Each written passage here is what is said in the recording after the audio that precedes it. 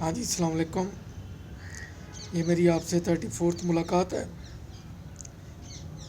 34ویں۔ امید ہے آپ لوگ خیریت سے ہوں گے، رمضان اچھا گزر رہا ہوگا۔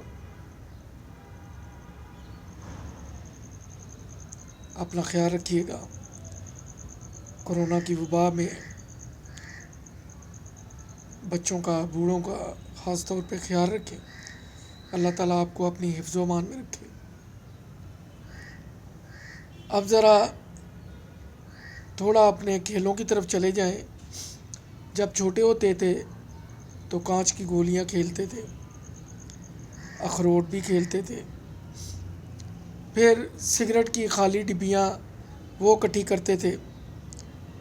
اس وقت فوک ساؤنڈ، Telegraph, Embassy, Woodbine یہ سگریٹ ہوتے تھے۔ جو سستے سگریٹ ہوتے تھے اس ڈبی کی قیمت کم ہوتی تھی پتے کی، جو نایاب تھے، مہنگے تھے، ان کی قیمت زیادہ ہوتی تھی،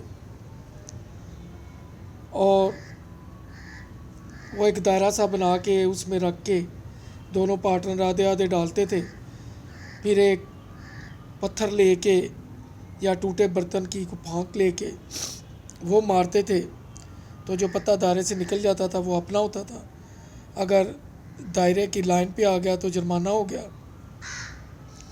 پتے واپس رکھنے پڑتے تھے۔ اس طرح کانچ کی گولیاں زمین میں ایک ہول بنا لیتے تھے، ان کو ایسے زمین پہ پھینکتے تھے، جو ہول کے اندر چلی جاتی وہ بونس ہوتا تھا، وہ اپنی ہوتی تھی۔ پھر جو اپوننٹ پارٹنر ہوتا تھا وہ کہتا جی فلاں گولی کو نشانہ لگاؤ، اگر اس کو نشانہ لگتا تو سارا کچھ جیت جاتے، لیکن نشانہ لگنے کے بعد اگر وہ گولی کسی دوسری گولی سے ٹکراتی تو وہ فاؤل پلے ہو جاتا۔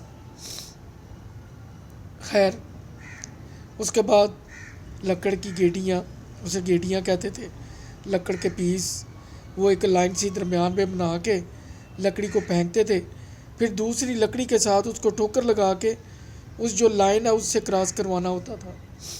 پھر گلی ڈنڈا ہوتا تھا۔ پھر رات کو دوست اکٹھے ہوتے تھے تو پتہ ڈھونڈنے والی گیم تھی، کوئی کہتا نہیں جائیں امرود کا پتہ ڈھونڈ کے لائیں، کوئی کہتا موتیے کا پتہ ڈھونڈ کے لائیں۔ کوشش یہی ہوتی تھی کہ کوئی ایسا پتہ بتایا جائے جو نایاب ہو، جو قریب سے نہ ملے۔ اس میں ٹائم مقرر ہوتا تھا، جو پارٹی پتہ ڈھونڈ کے نہیں لاتی تھی وہ ہار جاتی تھی۔ اس طرح ایک گول سا ریڑھا لوہے کا بنایا ہوتا تھا، تو اس کو ایک لکڑ کے ساتھ ٹھوکر لگانا اور چلانا زمین پہ، یہ بھی مشغلہ تھا۔ گلیل شکار والی بنانا وہ بھی مشغلہ تھا۔ نکل جاتے تھے قبرستان میں کسی درخت کے نیچے جہاں پہ پرندے بیٹھے ہوتے تھے۔ آج کل تو وہ پرندے شہروں میں نظر نہیں آتے، آج کل نہیں نظر آتے، خاص کر جو گدھے ہیں، ولچرز ہیں، وہ تو بالکل شہروں میں نایاب ہیں، نہیں نظر آتے، پہلے بہت ہوتے تھے۔ نہ ہی وہ مختلف قسم کے طوطے، پرندے، بلبلے، شارکیں، تیتر، تلیر، اب وہ پرندے بہت کم نظر آتے ہیں۔ صرف میرا خیال ہے اب وہ جو زو ہیں ان کی زینت ہے، آبادیاں بڑھ گئی ہیں، انسانوں نے ان کو بھگا دیا ہے۔ پرندہ پرندے کو نہیں مارتا، انسان تو انسان کو بھی مارنے سے نہیں چوکتا، بلکہ مارنے کے بعد تسلی نہیں ہوتی تو گردن بھی کاٹتا ہے۔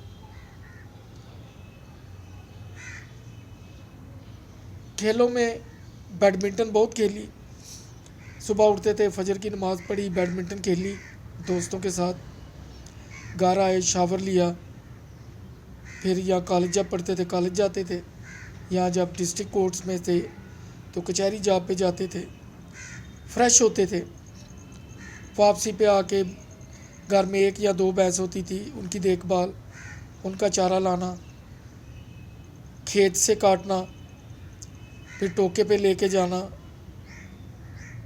پھر وہ ایک بنولے کی کھال ہوتی تھی، ایک سرسوں کی ہوتی تھی، وہ لے کے آنا، توڑی والد صاحب اللہ جنت نصیب کرے، پورا ایک اس کو گڈھا کہتے تھے وہ منگواتے تھے، اور ان کا مکسچر بنانا، بنولے کی کھل اور توڑی یا سرسوں کی کھل اور اس میں توڑی ڈال کے، وہ بھینس کا کھرلی کہتے تھے، پانی اوپر ڈال کے اس کا چارہ، اگر کھیت میں نہیں ہے تو پھر بازار سے وہاں پہ ٹوکے لگے ہوئے تھے، اسے موقع کہتے تھے، وہاں سے لے کے آتے تھے، سائیکل کے پیچھے بوری رکھی ہوتی تھی، اسٹرانگ تھے، ویل بلڈ تھے، دودھ وودھ پیتے تھے، اللہ جنت نصیب کرے، والدہ صاحبہ مکھن پراٹھا ڈوڈا ستو، یہ سارے دور دیکھے ہیں۔ تو سادہ لائف ہوتی تھی، اسکول کی یونیفارم، ملیشیا کا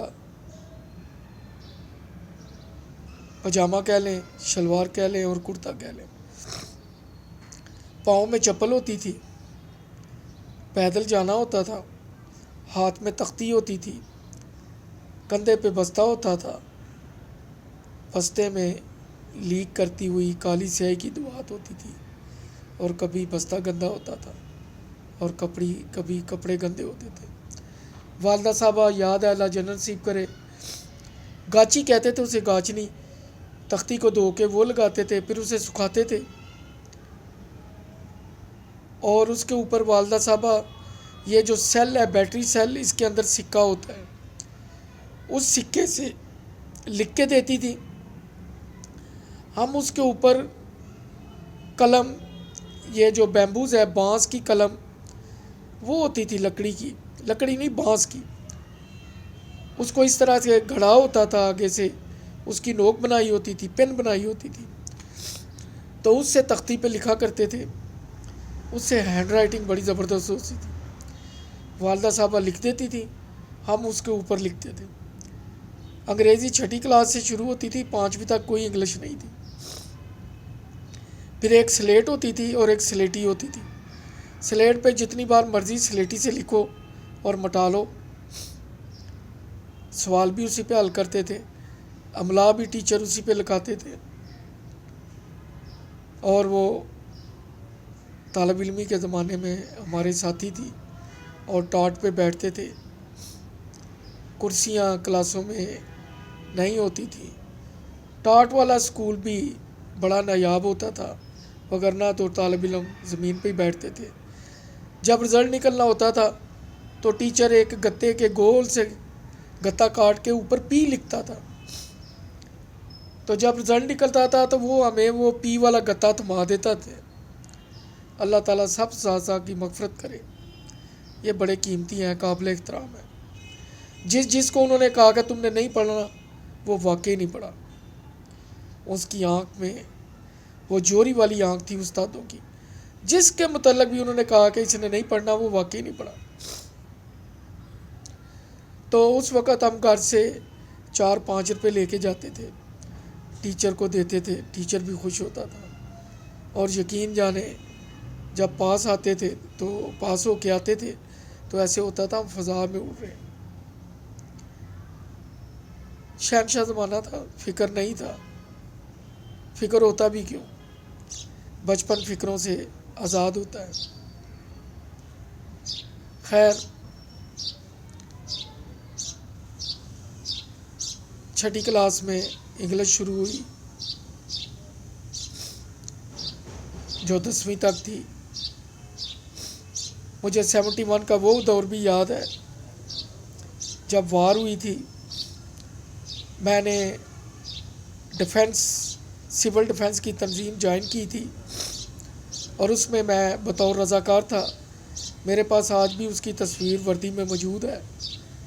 میں سول ڈیفنس کے میڈیکل ونگ میں جوائن کیا، مجھے تربیت دی گئی کہ اگر ہڈی ٹوٹ جائے، ٹانگ زخمی ہو جائے تو اس پہ پٹی کیسے باندھنی ہے، اگر سر پہ زخم لگے تو وہ پٹی کیسے باندھنی ہے، فرسٹ ایڈ کیسے دینی ہے۔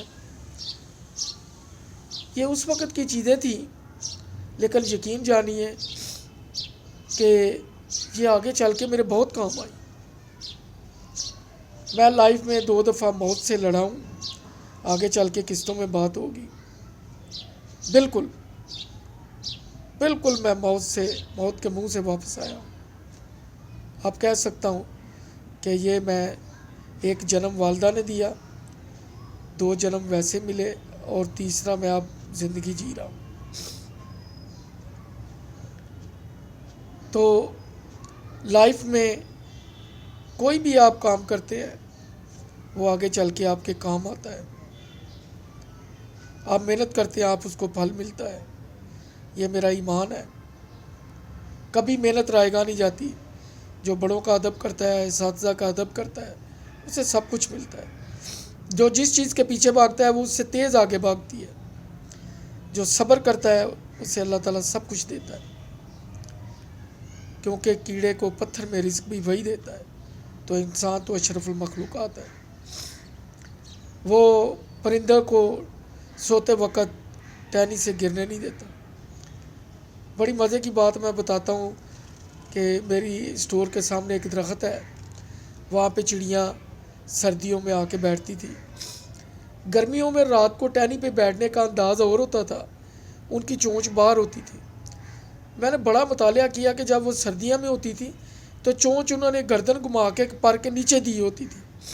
اٹ مین کہ سردیاں آ گئی ہیں اور بچنا ہے۔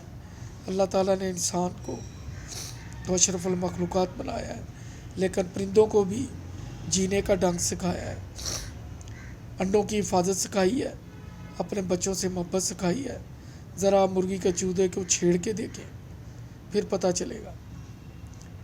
اللہ تعالیٰ آپ کو خوش رکھے، اپنا خیال رکھیے گا۔ یہ بھی باتیں سوشل لائف کی ہیں، یہ بھی کرنی ضروری ہے، کیونکہ آج کل گھروں میں یہ باتیں کوئی نہیں کرتا۔ نہ وہ بزرگ رہے ہیں، نہ وہ باتیں رہی ہیں، ان کی جگہ کیبل آ گئے ہیں، موبائل آ گئے ہیں۔ جو بزرگ ہیں ان کو ویسے ہی اہمیت نہیں دی جاتی، کہا جاتا ہے یہ پرانے خیالات والے ہیں۔